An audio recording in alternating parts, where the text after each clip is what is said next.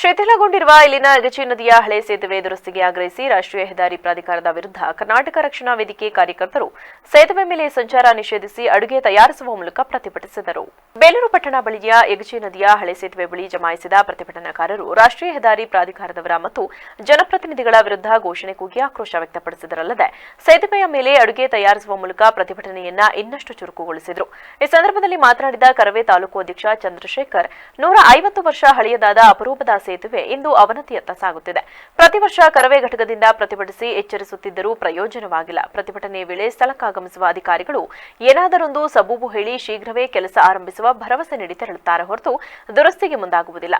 ಸೇತುವೆಯ ಎರಡು ಬದಿಗಳಲ್ಲಿ ಗಿಡಗಂಟಿಗಳು ಬೆಳೆದು ಸೇತುವೆ ಕಲ್ಲುಗಳು ಉದುರುತ್ತಿದ್ದರೂ ಯಾರೂ ಗಮನ ಹರಿಸುತ್ತಿಲ್ಲ. ಬೇಲೂರು ಶಾಸಕರು ಹೆಗಚಿ ಹಳೆಯ ಸೇತುವೆ ತೆರವುಗೊಳಿಸುವ ಬಗ್ಗೆ ಮುಂದಾದರೆ ಅಹೋರಾತ್ರಿ ಧರಣಿ ನಡೆಸಲಾಗುತ್ತದೆ. ಸೂಕ್ತ ಅನುದಾನ ಬಿಡುಗಡೆ ಮಾಡಿ ಮೇಲ್ನೋಟಕ್ಕೆ ಚಂದ ಕಾಣುವಂತೆ ಡಾಂಬರ್ ಹಾಕಿಸಿ ಗಿಡಗಂಟಿಗಳನ್ನು ಕತ್ತರಿಸಿದರು. ಆದರೆ ಕೆಲ ದಿನಗಳ ನಂತರ ಗಿಡಗಳು ಮರಗಳಾಗಿ ಬೆಳೆದಿವೆ. ಡಾಂಬರ್ ಕಿತ್ತು ಗುಂಡಿ ಬಿದ್ದಿದೆ. ಈ ಸೇತುವೆ ಮೇಲೆ ಭಾರೀ ವಾಹನಗಳು ಸೇರಿದಂತೆ ಸಾಕಷ್ಟು ವಾಹನಗಳು ಸಂಚರಿಸುತ್ತಿದ್ದು ಅಪಾಯ ಸಂಭವಿಸುವ ಸಾಧ್ಯತೆಗಳಿವೆ ಎಂದು ಆತಂಕ ವ್ಯಕ್ತಪಡಿಸಿದರು.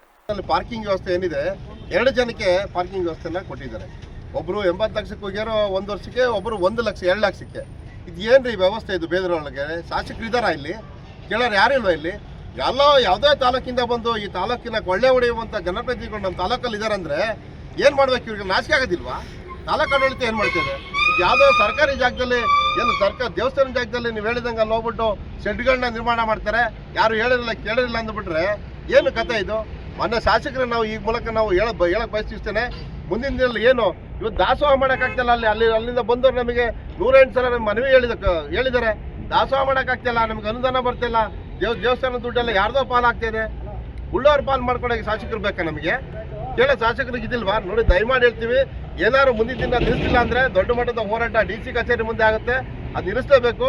ಏನ್ ನೀವು ಹೇಳಿದ್ರಿ, ಏನು ಪ್ರವಾಸೋದ್ಯಮ ಒಂದು ಲಾಡ್ಜ್. ಪ್ರತಿಭಟನೆ ವೇಳೆ ಕರವೇ ಪದಾಧಿಕಾರಿಗಳಾದ ಪ್ರಧಾನ ಕಾರ್ಯದರ್ಶಿ ಅಬ್ದುಲ್ ಖಾದರ್, ಜಿಲ್ಲಾ ಉಪಾಧ್ಯಕ್ಷ ಸೀತಾರಾಮ್, ಉಪಾಧ್ಯಕ್ಷ ಹನೀಫ್, ಗೌರವಾಧ್ಯಕ್ಷ ತಾರಾನಾಥ್ ಕುಮಾರ್, ನಗರಾಧ್ಯಕ್ಷ ಮೋಹನ್ ಗೌಡ, ಮಹಿಳಾ ಘಟಕದ ಅಧ್ಯಕ್ಷೆ ವಿಶಾಲಾಕ್ಷಿ ಸೇರಿದಂತೆ ಇತರರಿದ್ದರು.